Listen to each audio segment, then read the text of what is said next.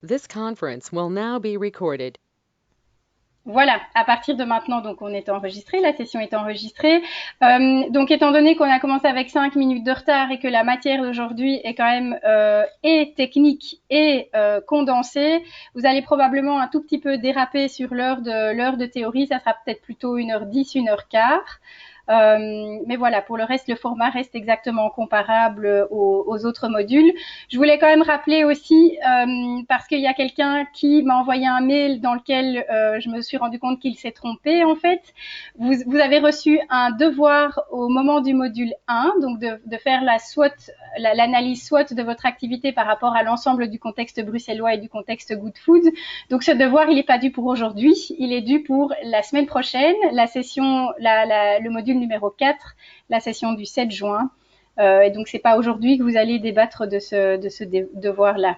Mais par contre, la semaine prochaine, on vous demande de venir à la session avec votre SWOT.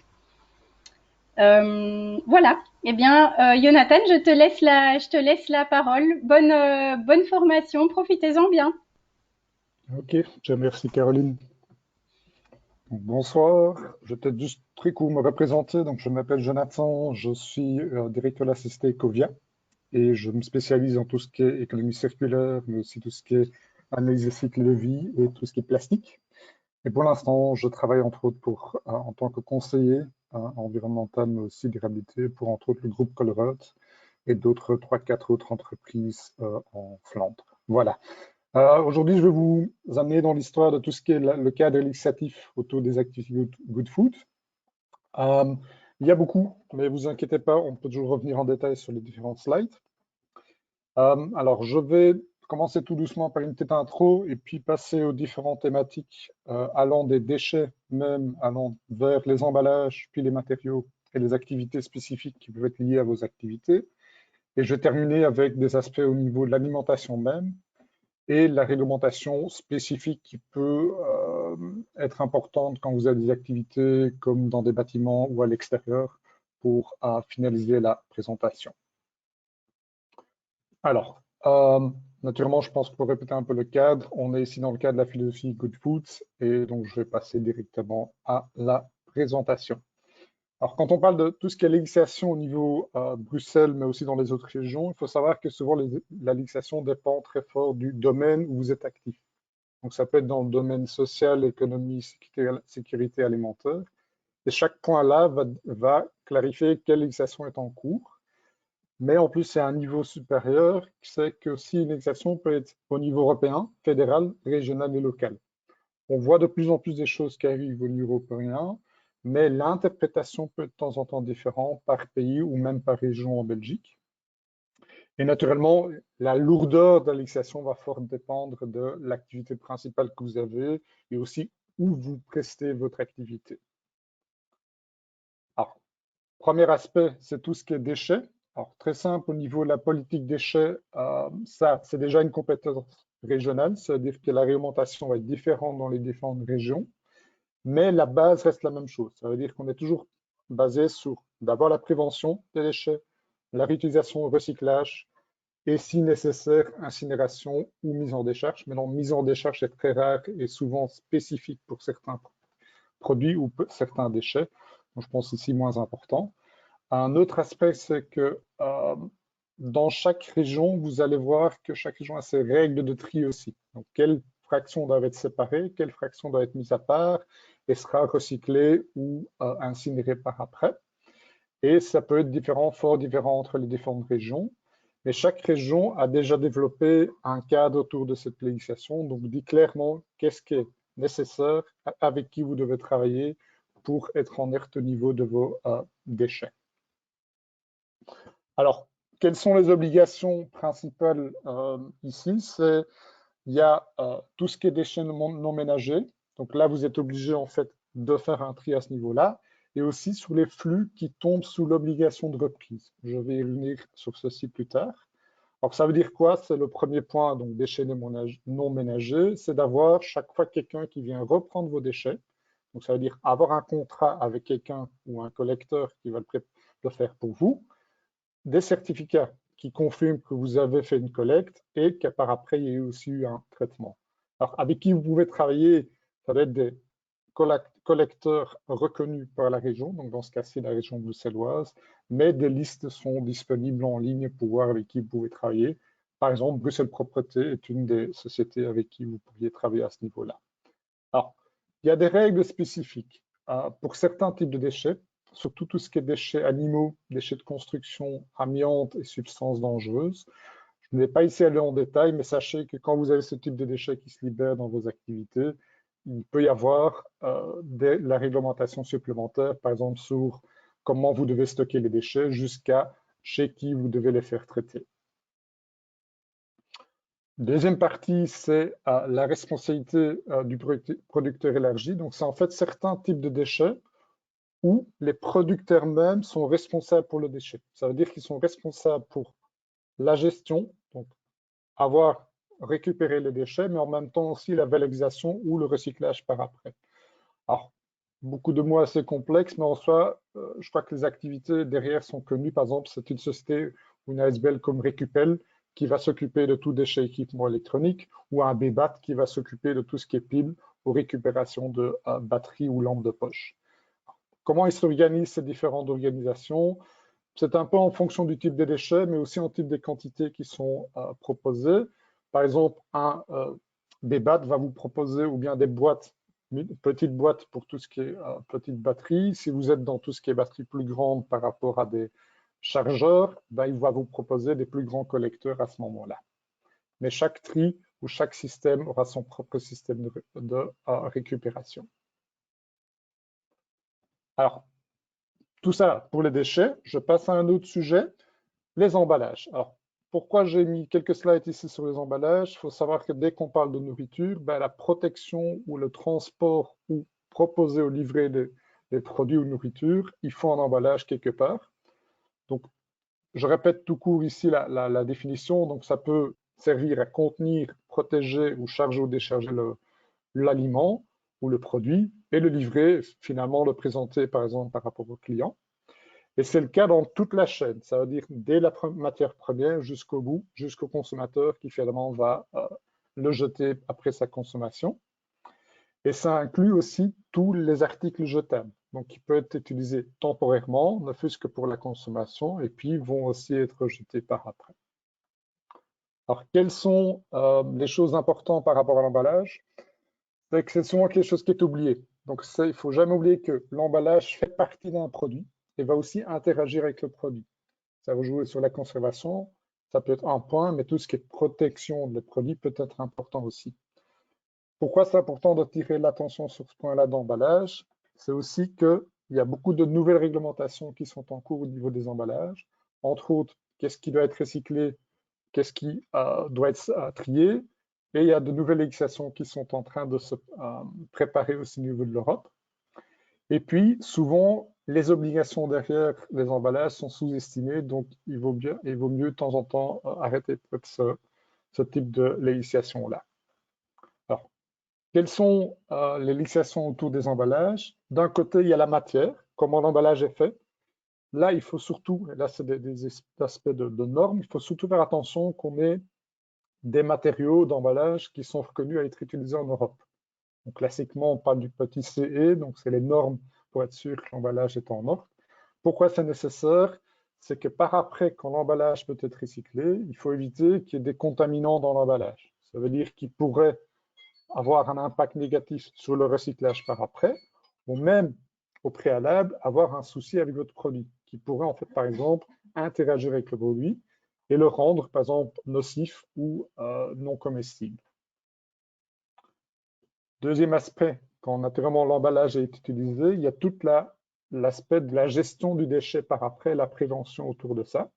Alors ici, on est sur une législation aussi de nouveau qui est régionale, mais dans ce cas-ci, il y a eu un nouvel accord depuis maintenant quelques années qui a fait que cette législation est d'application dans toute la région Belgique de la même façon. C'est en fait un accord qui a été fait dans ce cadre-là en 1996 entre les différentes régions.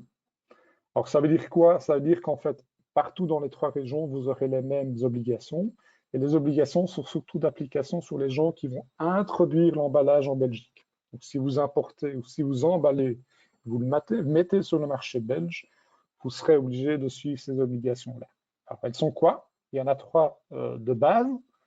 C'est 1, l'obligation de reprise. Alors, à partir de quand? C'est à partir que dès que vous avez 300 kg d'emballage ménagers ou commerciaux que vous mettez sur le marché belge. Donc là, vous aurez une obligation de voir comment gérer vos emballages déchets par après. Deuxième, il y a l'obligation d'information, qui veut dire que vous devez informer les autorités dans ce cas-ci de combien d'emballages vous mettez sur le marché. Et donc, ça dépendra toujours naturellement du seuil minimum au début. Et puis, troisième point, si vous êtes vraiment un grand consommateur, donc là, je pense déjà à des supermarchés ou des supérettes, plus que 300 tonnes, qui est quand même déjà considérable, là, vous devez aussi préparer et présenter un plan de prévention, comment vous allez gérer vos emballages dans le futur. Alors, comment répondre à ces obligations? Différents moyens, ou bien vous le faites vous-même. Vous organisez pour récupérer, par exemple, certains types d'emballages que vous avez mis sur le marché, ou bien vous allez adhérer par exemple, à un FOS Plus ou un Valipack qui vont le faire à votre place. Bon, naturellement, ce n'est pas gratuit dans le sens que si vous travaillez avec un FOS Plus, ça veut dire que vous allez payer une sorte de taxe ou un montant en fonction des emballages que vous avez mis sur le marché et aussi en fonction du type d'emballage que vous avez mis sur le marché. De façon illustrative, j'ai mis un tableau ici. Je vois qu'il en a des, mais on va traduire ça. Par type d'emballage, vous allez en fait avoir un tarif et vous allez voir que certains tarifs sont plus hauts que d'autres. Et cela est lié aux frais qui sera par après par rapport au tri et recyclage de cet emballage, de ces matériaux. Donc des matériaux qui sont plus difficiles à recycler ou à trier auront souvent systématiquement un tarif beaucoup plus élevé, qui n'est pas le cas pour des matériaux comme le papier carton, où on sait déjà qu'il y a beaucoup de filières de recyclage, donc le prix là, par exemple, sera plus bas. Alors, qu'est-ce qui arrive encore au niveau de l'existence des emballages? Il faut savoir qu'on voit qu'au niveau européen, mais aussi au niveau des régions, il y a beaucoup de focus sur tout ce qui est la circularité des emballages. Ça veut dire que de plus en plus, on veut voir vers des systèmes de réutilisation. Il y a plus de recherche. On voit aussi qu'il y a beaucoup plus de subsides qui sont octroyés vers ce genre de recherche. Et aussi les objectifs spécifiques vers les emballages sont augmentés. Ça veut dire que l'Europe va obliger au pays, par exemple pour le papier carton, d'avoir recyclé 85% de la quantité qui est mise sur le marché et d'ici 2030. Et on a les mêmes pourcentages, différents pourcentages, pardon, pour les différents types de matières qui existent, ou entre autres le plastique qui va être à 55% au moment de 2030. Autre chose qui arrive aussi, qu'est-ce qu'on voit qui arrive, c'est que de plus en plus, on va voir vers l'impact total de l'emballage et de juger un emballage s'il est bon ou pas bon par rapport à son impact dans toute la chaîne. Ça veut dire de comment l'emballage a été fait jusqu'à la fin de vie de l'emballage. Et il y a plus en plus d'attention aussi pour des matériaux différents, pas basés sur du pétrole, mais par exemple biosourcés, ou des matériaux où on va réintégrer du plastique recyclé pour en refaire de l'emballage. Une législation très récente qui est liée aux emballages, mais qui vise surtout les plastiques. Il y a 2 ans, l'Europe a décidé d'introduire un Single-Use Plastic Directive, donc en fait une législation au niveau des plastiques à usage unique. On parle de plastiques qui partiellement sont faits avec un produit qui est fait partiellement de plastique ou entièrement et qui est utilisé qu'une seule fois. C'est-à-dire qu'il n'est pas remis en cycle ou n'est pas réutilisé. Et cette législation est spécifiquement ou cible spécifiquement ces produits-là. Alors on parle de quoi? C'est les pailles, les couverts, les petits bâtonnets pour mélanger dans votre café, assiettes et autres. Et la législation est d'application dans quelques jours même, donc début juin, mi-juin, pardon, et va, pour certains produits, être une interdiction. Alors, comment c'est traduit dans les différents pays? Chaque région en Belgique qui est responsable pour tout ce qui est déchets dans ce cas-ci, a en fait déjà développé certaines règles. Ils ont déjà introduit certaines interdictions sur des gobelets, par exemple, au niveau d'événements ou au niveau des gobelets, au niveau des assiettes. Mais qu'est-ce qui va suivre? C'est en fait ce tableau-ci, qui est une petite synthèse de qu'est-ce qui va arriver. À gauche, vous avez tous les types de contenants plastiques ou matériaux plastiques qui sont visés. Et à droite, toutes les choses que l'Europe voudrait que soient mises en application. Et ça peut être très différent. Donc, dans certains cas, il y aura des interdictions. Donc, clairement, ils vont dire, voilà, par exemple, le petit coton-tige en plastique, c'est fini un moment, on ne pourra plus le mettre sur le marché. Pour d'autres types de déchets, on va demander, par exemple, de mettre beaucoup plus d'informations sur le déchet ou sur l'emballage ou plastique en disant, attention, ce plastique peut être nocif, peut être dangereux par rapport à la nature, veuillez faire ceci ou cela. Donc, il y aura différentes approches. Les choses qui arrivent le mois prochain, c'est tout ce qui est restriction. Donc, on pense entre autres aux couverts jetables, aux pailles et aux assiettes. Tout cela seront interdits. Donc, ça va arriver très prochainement. Les autres ont un timing beaucoup plus large, qui veut dire que les pays en soi, les différents pays qui doivent interpréter cette législation, sont encore en train de préparer les textes pour dire, OK, de quelle façon vous devrez vous préparer par rapport à ces matériaux-ci. Alors, vu qu'il y a beaucoup de discussions sur les plastiques, on entend de plus en plus d'autres types de matériaux apparaître, les matériaux compostables, biodégradables et autres. Alors, il faut faire très attention, le mot biodégradable et compostable, à ce jour, n'est pas toujours bien défini, donc il y a quand même différentes définitions. Donc, soyez bien attentifs à ça. Il faut savoir aussi que quand on a un emballage, on ne peut pas simplement mettre sur un emballage, cet emballage est biodégradable. Parce qu'il peut être fort trompeur pour le consommateur. Pourquoi? Le mode biodégradable en soi peut être très large. Ça peut être, on ne dit pas où il sera dégradé, donc on ne donne pas assez d'informations. Et en plus, une dégradabilité ou une biodégradabilité peut durer très longtemps. Donc un matériau pourrait durer ou rester, par exemple, dans la nature pendant 3-4 mois. Donc il faut éviter ce genre de situation et donc être très clair par rapport aux matériaux que vous introduisez, si oui ou non ils sont dégradables ou compostables, par exemple à la maison ou industriellement. Les définitions arrivent, donc l'Europe là-dessus travaille aussi, pour bien définir qu'est-ce qui tombe sous quelle définition à ce moment-là. Alors maintenant, je saute tout à fait à un autre sujet, c'est par rapport aux activités. Donc quand vous avez une activité autour d'un produit, développement de produits, préparation de produits ou vente de produits, il y a différentes législations qui sont en cours et qui vont pouvoir être importantes en fonction de vos types d'activité. Le premier, c'est tout ce qui est permis. Donc d'avoir un permis ou une déclaration d'environnement, donc de pouvoir exploiter votre établissement et les activités qui sont dedans. Alors, quand est-ce qu'il faut un permis ou cette déclaration? Tout dépend des activités que vous avez. Donc, par exemple, il y a une liste de 200 types d'activités qui sont concernés. Donc, en fonction de ces activités-là, si vous êtes dans la liste, ben, ça signifie que vous devrez ou bien demander un permis ou bien une déclaration d'environnement. Par exemple, une boulangerie, on aura certains, un stockage, un parking, un réfrigérateur, par exemple, grand réfrigérateur, aura peut-être une nécessité de permis. Alors, quelle est la grande différence entre un permis et déclaration d'environnement? Tout est dans la procédure. Donc, tout dépend d'abord du type d'activité et après, vous allez voir qu'en fonction des types d'activité, vous avez une procédure à suivre qui peut être très simple, qui est en fait la déclaration, ou un permis, ou par exemple, il peut y avoir des consultations avant que vous receviez le permis. Alors, si vous voulez savoir quels sont les établissements classés et comment facilement les rechercher, il y a un outil facile, un Easy Permit, qui est disponible en ligne. Et en fonction de vos activités, vous allez recevoir, par exemple, la liste possible d'établissements classés qui devraient peut-être être pris en compte quand vous démarrez vos activités. Alors, quand on parle spécifiquement des activités, naturellement, on utilise des installations. Autour des différentes installations, là aussi, il y a la législation en cours. Première chose, c'est tout ce qui est installation de chauffage et climatisation. Donc, dès que vous avez un réchauffement, refroidissement d'un local, ben là, il y a certaines choses qui sont d'application.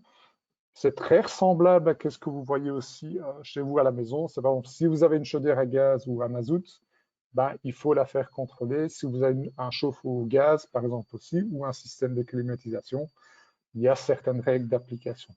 Ici aussi, tout dépend naturellement de la puissance de l'installation, type d'exploitation. Est-ce qu'on parle d'un frigo, d'un congélateur? Est-ce qu'on passe d'un local?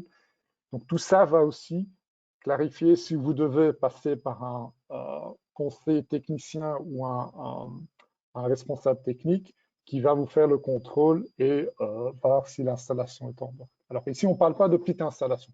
Par exemple, le petit radiateur que vous mettez dans votre pièce avec la prise, c'est pas ça. C'est vraiment l'installation fixe qui vous chauffe, par exemple, plusieurs locaux à ce moment-là. Alors, si votre installation est en ordre, vous allez normalement recevoir un certificat qui va vous confirmer que c'est en ordre. Naturellement, si ce n'est pas le cas, vous avez environ 5 mois pour le mettre en ordre. Alors, au niveau de responsabilité, et ça c'est quand même intéressant, c'est que c'est toujours la responsabilité naturellement du propriétaire ou du détenteur de permis d'environnement. Donc, s'il y a des choses à réparer, à réinstaller ou à mettre en ordre, ce sera à lui de faire les démarches. Donc, on parle surtout du propriétaire du bailleur qui doit le faire. Naturellement, si vous pouvez toujours à l'avance poser la question et d'être sûr qu'ils sont en ordre et lui demander déjà à l'avance, avez-vous ce certificat-là pour être sûr que l'installation en cours ou l'installation qui est sur place soit bien OK. Partons du bâtiment vers le bâtiment même, si vous devez par exemple reconstruire ou rechanger au niveau de la construction du bâtiment, là aussi différentes législations sont en cours. Naturellement, là aussi, ça va dépendre du type d'installation, du type de travaux que vous devez mettre en place, et aussi quand vous avez fait la demande du permis. Bon. Il y a une législation qui est encore un peu différente quand le permis vient avant le 7 2017. Sinon, dans beaucoup de cas, dans 90% des cas, vous serez déjà dans la nouvelle législation et ce sera dépendant des types de travaux. Alors, de nouveau ici aussi, comme le permis d'environnement, tout va dépendre de la lourdeur des travaux. Et en fonction de la lourdeur, vous devrez peut-être avoir un conseiller PEB qui va vous aider à faire ce calcul de performance énergétique, ou vous allez devoir rentrer un dossier technique ou peut-être juste une notification. Alors, pourquoi ceci c'est important? Ceci va vous garantir qu'au niveau de l'isolation du bâtiment, des installations, chauffage, ventilation et froid, tout soit en ordre et en même temps soit en ordre du niveau, par exemple, consommation d'énergie et qu'on sache à quel niveau vous êtes au niveau de, par exemple, des émissions de CO2 ou la consommation que vous aurez par rapport à vos activités. Alors, tout ça aussi, quel type de bâtiment, quel type de travaux, tout ça est bien défini dans la législation et chaque fois en détail en fonction de qu'est-ce que vous voulez faire et dans combien de temps, par exemple, vous aurez le permis.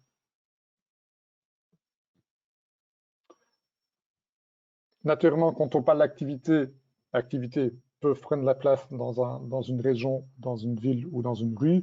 Ça veut dire qu'aussi ça peut créer certains types de nuances par rapport au voisinage.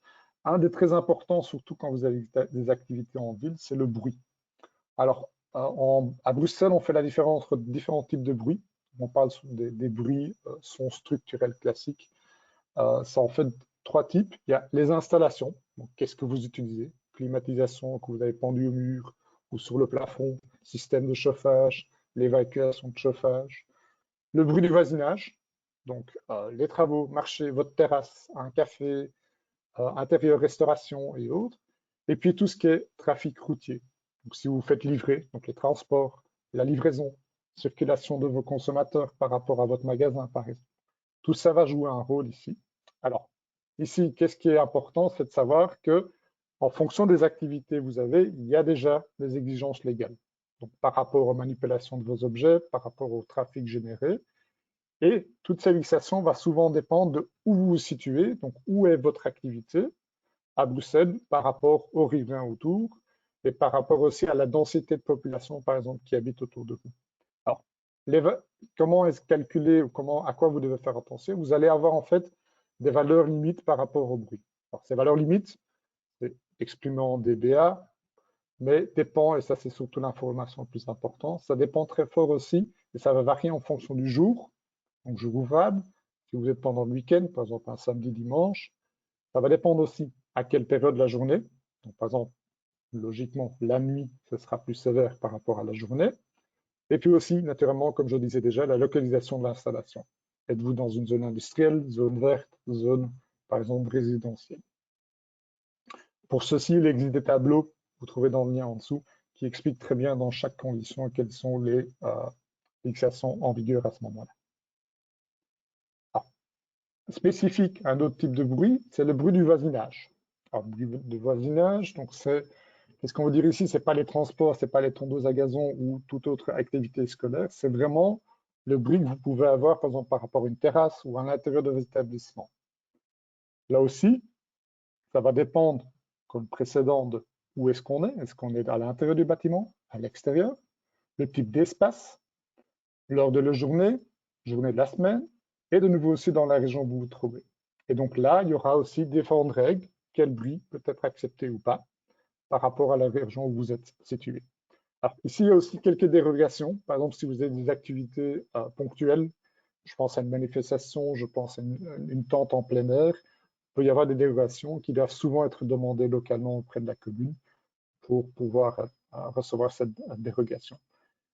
À Bruxelles, il faut savoir que de temps en temps, les communes même peuvent aussi aller plus loin.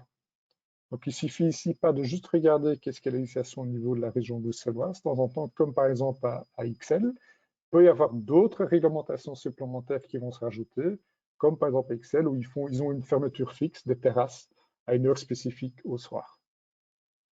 Ce qui veut dire qu'en fait, à ce moment-là, toute activité à l'extérieur, par exemple, n'est plus autorisée. Alors, dernier point au niveau des bruits, à Bruxelles, il existe aussi des zones qu'on appelle en fait des zones de confort acoustique ou des zones de quiétude.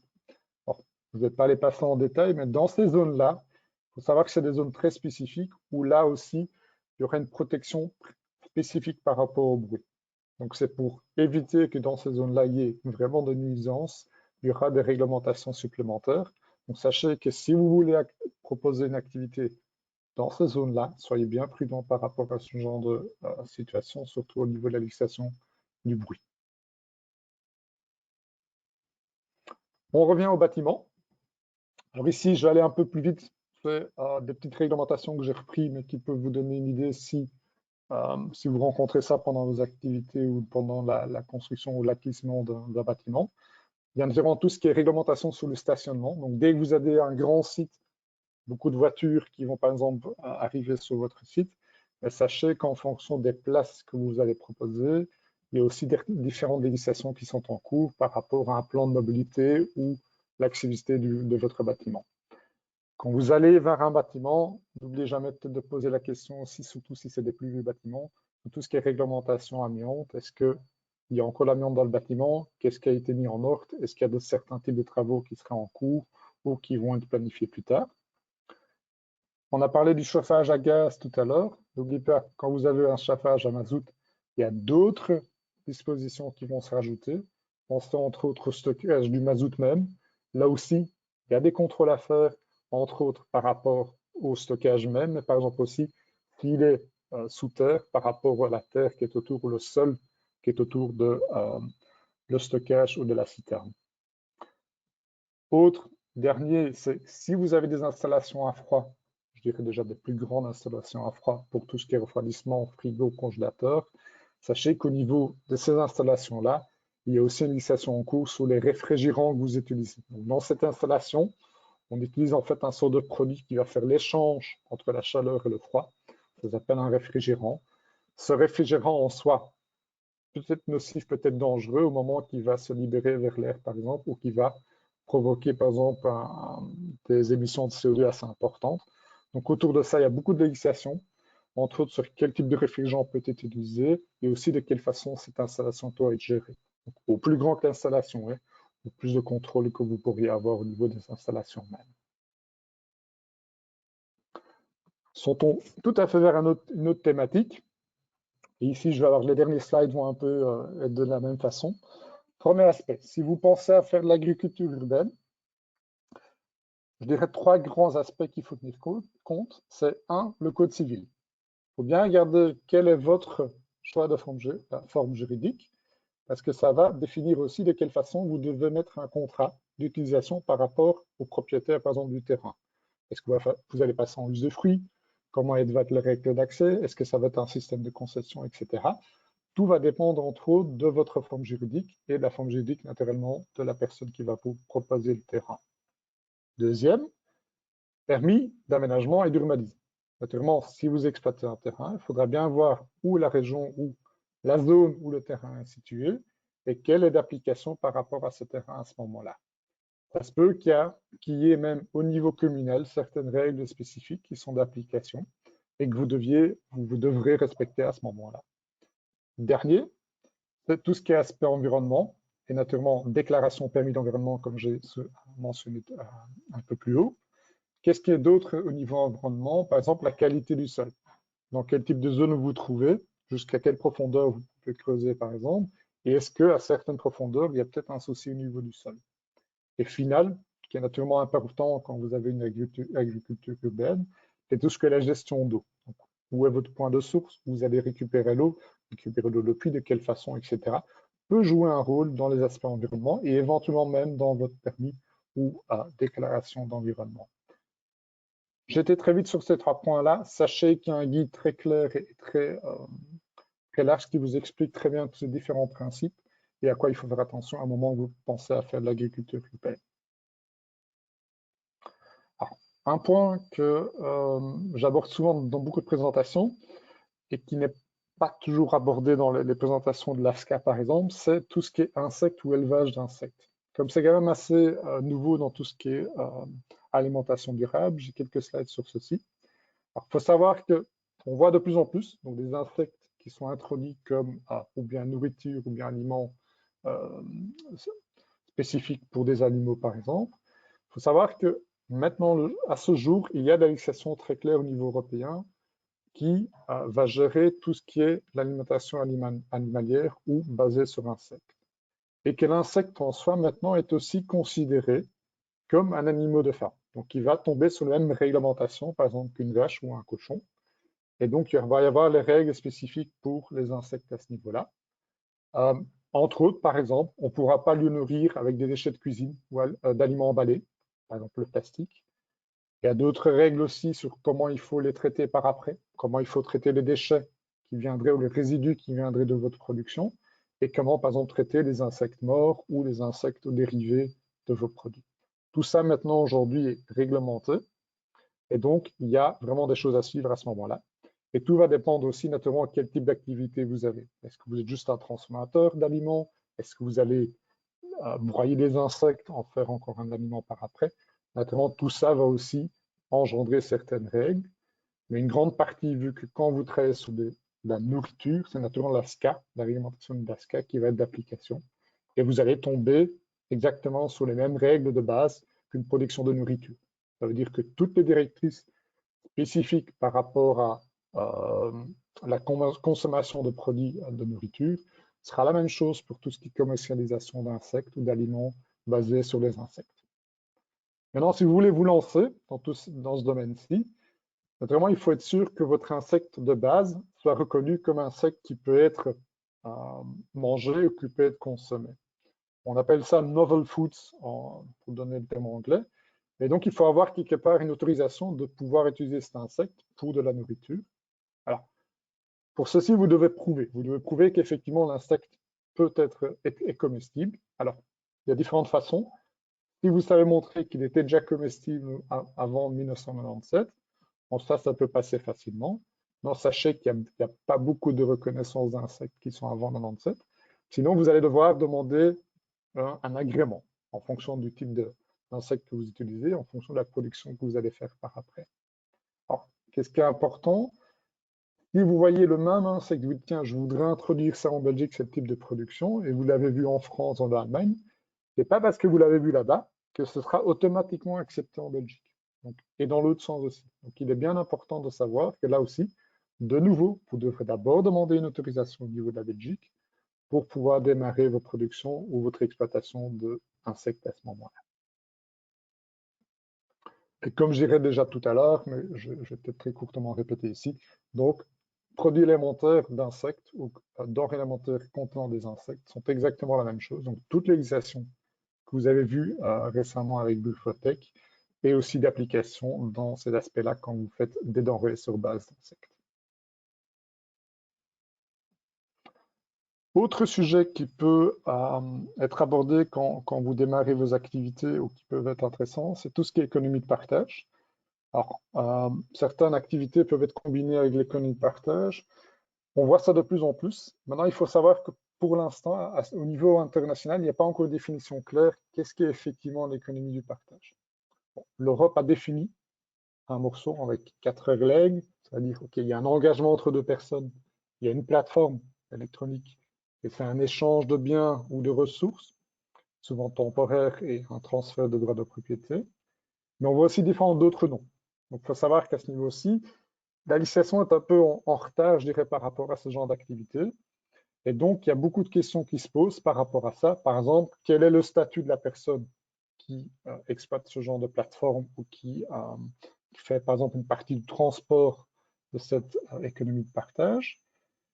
Qu'est-ce qui est assuré et qu'est-ce qui n'est pas assuré? À quoi faut-il faire attention? Il faut savoir que ce type de modèle d'économie, pour l'instant, engendre beaucoup de nouvelles législations. Donc, ça avance. Il y en a au niveau économique, fiscal, social, juridique. Je vais vous donner quelques exemples, juste à illustrer, mais qui montrent que c'est en évolution et qu'il y a des choses qui arrivent. Alors, premièrement, il y a l'aspect fiscal. C'est le fiscal l'économie du partage. Là, de plus en plus maintenant, si vous avez une plateforme et vous voulez combiner vos activités professionnelles avec ce genre de plateforme d'économie de partage, vous pouvez le faire. Il y a des réglementations en cours et qui sont définies maintenant depuis 2 ans et qui vont dépendre si votre plateforme, par exemple, dans ce cas-ci, va être connue ou pas. Autre aspect, statut de l'emploi. Je vous donne un exemple, vous allez voir après, par exemple, tout ce qui est Uber, qui est un exemple d'économie de partage aussi. Et ici, pour l'instant, il y a toutes des discussions. Est-ce qu'on parle d'un statut professionnel ou est-ce qu'on parle d'un statut freelance indépendant? Alors, la législation au niveau une personne salariée ou indépendante est très claire. Il y a 4 règles. Il y a la volonté des parties, liberté d'organiser le travail, liberté d'organiser le temps de travail et la possibilité d'exercer un contrôle hiérarchique. Donc souvent, ceci va être utilisé pour avoir une discussion, pour clairement dire, voilà, on parle bien d'un indépendant ou de quelqu'un qui est salarié. Maintenant, cette discussion-là, pour illustrer, a beaucoup de choses encore en cours et diffère très fort de pays en pays. Donc, par exemple, les activités d'un Deliveroo ou d'un Uber sont fort, de temps en temps sanctionnées ou sont de temps en temps des choses qui passent par la presse. Pourquoi? Parce qu'il y a toute une discussion sur le statut de la personne qui fait les activités. Et par exemple, on sait que le système Uber qu'il y avait à Bruxelles, par exemple, là, le gouvernement bruxellois là, avait décidé de dire, OK, on va égaliser la situation et le Uber va devenir la même chose qu'un taxi classique, ça veut dire qu'il va avoir certaines règles qui sont les mêmes. Qu'est-ce qu'on a vu récemment, ce début de cette année-ci, c'est que par exemple au Royaume-Uni, où il y a eu aussi un procès, mais là, tous les chauffeurs Uber maintenant sont considérés comme des employés. Donc, ils ont un salaire, des vacances de congé. Donc, tout ça peut changer et peut fort influencer votre projet aussi si vous pensez à faire un système d'économie de partage. Donc, pensez-y, mais sachez en même temps aussi que c'est quelque chose qui est en pleine évolution et qui pourra encore changer dans le futur. Qu'est-ce qui peut encore changer? Par exemple, il y a tout l'aspect juridique. Qui est responsable? Par exemple, si vous faites un partage d'objets ou un partage de camionnettes, qui est responsable pour un accident? Qu'est-ce qui se passe s'il y a quelque chose qui se passe? Quelle est la réglementation en vigueur? Qui est responsable pour le procès ou le produit qui est transporté, par exemple? Dans beaucoup de cas, ce n'est pas toujours clair, mais on va toujours revenir vers des pratiques existantes. Par exemple, les pratiques commerciales existantes. Et si on parle d'une plateforme électronique, ce sera les commerces électroniques existantes.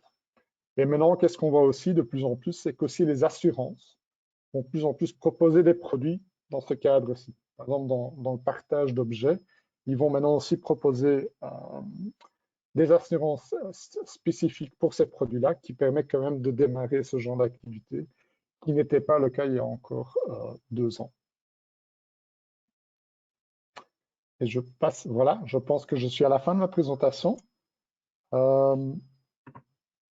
Je vois que c'était même plus vite que le temps. Donc, Caroline n'est pas encore de retour, mais je vous remercie pour l'attention et je vais arrêter l'enregistrement. Comme ça, on peut passer aux questions-réponses. This conference will now be recorded. Pardon, je reçois un drôle de message.